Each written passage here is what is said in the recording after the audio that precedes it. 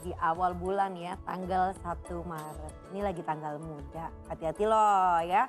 Pengeluarannya direncanakan dulu, jangan sampai ada pengeluaran tak terduga yang tiba-tiba wow banyak sekali. Nah ini biasa kadang-kadang membuat perekonomian lesu. Nah ini bagaimana cara memulihkan kondisi ekonomi pasca pengeluaran tak terduga yang banyak banget yang akhirnya mengganggu mengganggu pengeluaran-pengeluaran yang lainnya. Nih, bukan Nisa yang akan jawab pertanyaannya, tapi sudah ada Mbak Willy di sini, seorang pakar ekonom perencana keuangan di sini. Jadi silakan yang mau telepon boleh 0317380885. Selamat pagi Mbak Willy. Halo, selamat pagi. Kita janjian nih. Hitam-hitam hari ini ya? Tapi tidak sehitam. Enggak. Tidak sehitam perekonomiannya. Agak sedikit berkabung karena tanggal 1 biasa tanggal muda, tapi saya masih tanggal tua soalnya ya. Agak sedikit miris kalau buka dompet itu berasa ngiris bawang gitu rasanya. Nangis Menitikan gitu. air mata, iya. Tuh dompetnya kok tipis gitu. Nah, Dompetnya buka kulit. dompet kayak buka kopiah. Tapi bener gak sih Mbak Willy kalau misalkan pengeluaran-pengeluaran kan tiap habis gajian ya harus diposting-posting. Nah, ada nggak sih post untuk pengeluaran tak terduga sebenarnya? Harusnya sih ada. Jadi idealnya adalah setiap pengeluaran itu harus ada posnya termasuk biaya tak terduga. Berapa persen? Memang tidak perlu terlalu banyak ya.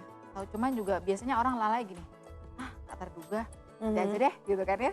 Nanti aja deh kalau ada uang lebih, uangnya agak lebih-lebih. Nah, Agak kan? susah.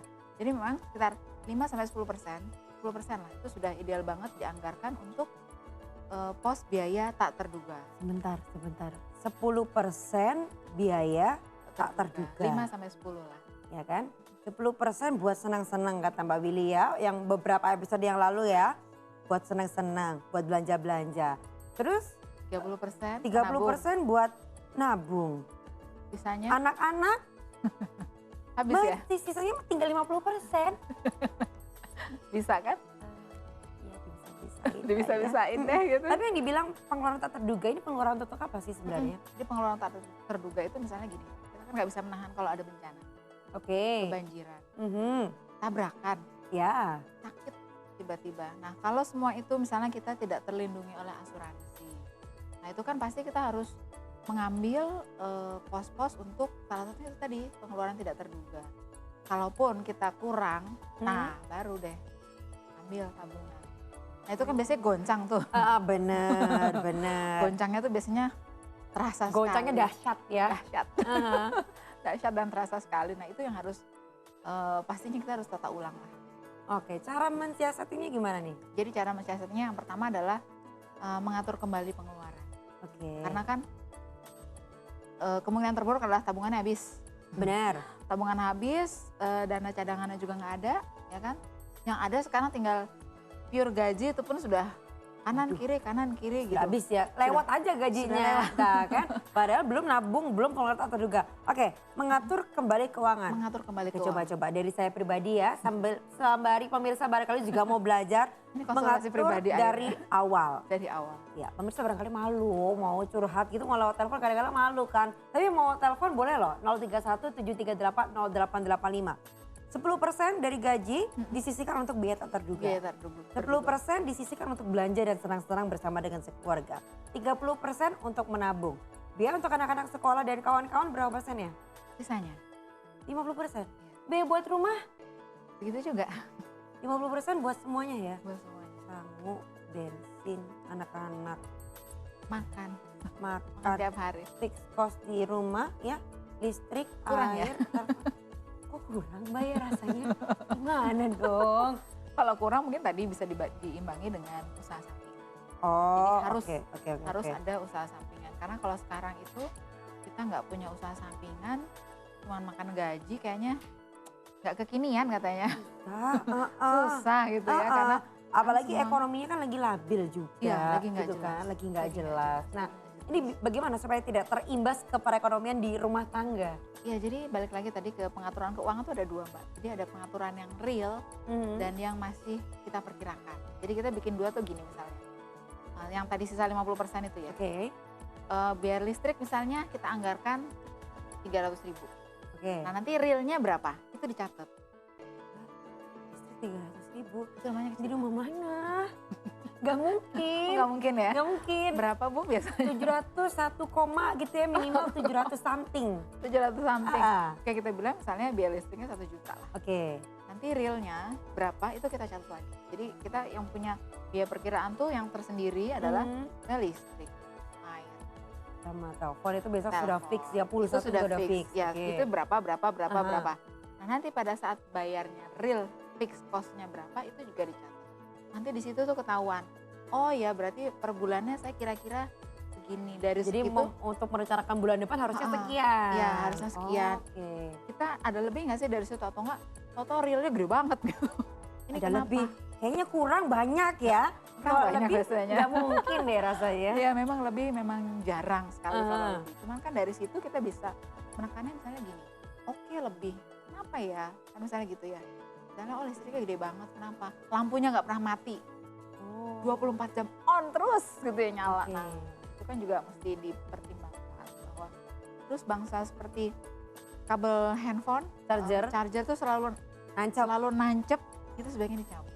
Hmm. Pokoknya semua elektronik yang tidak terpakai dicabut, Karena kalau menempel itu tetap jalan. jalan ya. Nah itu agak-agak irit lah, sedikit. Walaupun Mengirit. sedikit. Nggak Tapi kan apa-apa. lama-lama jadi bukit kan. Benar. Tapi yang nggak enak itu kalau sudah jatuh tertimpa tangga. Let's say habis kecelakaan. Harus, padahal mobilnya nggak ada asuransi ini ya. Ya, Wah biayanya udah luar besar biasa. ya kan. Lagi bayar, susah gitu, tiba-tiba sakit. Mungkin saking stresnya sakit. Nah, terus gimana Kasian dong? banget. Nah, itu kan udah terpuruk, makin terpuruk lagi kondisi ekonominya. Ya, emang kalau misalnya ada kejadian seperti itu ya seperti tadi saya bilang, let's say bencana alam yang lebih parah lah. Heeh. Truk hancur gitu. Terus gimana gitu kan. Ya, memang kalau kita bilang berat, tapi kan harus dihadapi juga. Mhm. Ya salah satunya itu, yang kedua adalah sumber pendapatan itu dari mana? Itu yang harus benar-benar kita hitung ulang. Jadi sumbernya. Let's say udah mobilnya rusak, orangnya sakit, stres, duitnya habis kan. Nah, Bingung kan ditambah stres. Ah. Nah, nggak usah stres tapi dihitung saja sumber pendapatan itu dari mana. Apakah itu cuma gaji, apakah itu ada sumber pendapatan lain. Dan yang terpenting adalah terkadang orang tuh lalai dengan gini Mbak. Kita sering punya ini sumber pendapatan sampingan yang jarang terpikirkan. Misalnya gini, kita sering punya barang-barang elektronik yang tidak terpakai lama. seperti Misalnya VCD. oke. VCD, padahal kita nggak tiap hari juga ya nonton Iya, VCD kan, benar. udah jarang banget. bener. Udah jarang. Kalau dulu mungkin iya, tapi sekarang udah jarang banget lah. Nah itu kan juga kalau memang tidak terpakai disimpan di gudang, Menemuin di gudang. inventaris saja, Terus? Carousel, jual.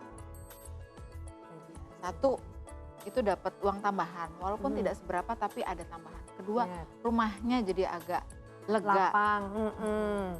Dan kan sekarang lagi Boleh loh, musim. boleh loh. Tapi Dari kadang-kadang baju yang bikin branded, yang bikin dari sebel baju itu nggak gini, branded. Mbak Willy. Kadang-kadang seperti gadget. Misal kita beli harganya berapa. Keluar dari Ketika dus mau- lain ya. Ketika mau dijual gitu, waduh, udah lebih dari separohnya sudah hilang. Kan akhirnya sebel, sudah simpan aja daripada sakit hati gitu kalau mau jual. Nah, beberapa orang yang saya kenal kayak gitu loh. Akhirnya ngapain juga disimpan nggak dipakai. Iya, lebih baik dijual saja. Mhm. Karena sakit hati terus nggak dapet duit. Untungnya apa? Nggak ada untungnya deh kayaknya. Juga ya. Sakit bener hati ya. dapet duit, boleh lah gitu. Oke. Boleh lah gitu. Tapi tetap dapat duit ya. Tetap Perekonomian dapat di rumah duit. tangga tetap Iya, terselamatkan. karena kan juga agak repot Mbak kalau misalnya dalam keadaan seperti itu gitu ya, Mhm. kita nggak punya tambahan uang masuk. Bener. Itu luar biasa stres. Jadi misalnya hanya mengandalkan gaji ya, Oke. tabungan habis, dana cadangan nggak ada, asuransi nggak punya, parah. Waduh gitu. Ah. Waduh gitu. Terus ya memang sih kadang kalau pas pada saat kita sehat, kita belum memikirkan untuk dana cadangan. Gimana dan Ya, kawan-kawan. asuransi apa seperti itu ya. Tapi kalau pada saat sudah kita sakit baru terasa. Oh iya ya. Gitu. Jadi Telat memang- tapi ya. Ya telat, tapi ya tidak ada kata terlambat. Nah, kalau misalkan dari gaji aja sudah ngepres untuk kebutuhan sehari-hari ya, nabung pun juga udah minim banget. Jadi nggak punya posting untuk biaya tak terduga. Ini apakah dari posting pos-pos lain ini ada yang bisa dipres nggak sih? Nah kalau bisa ini dari pos-pos yang mana?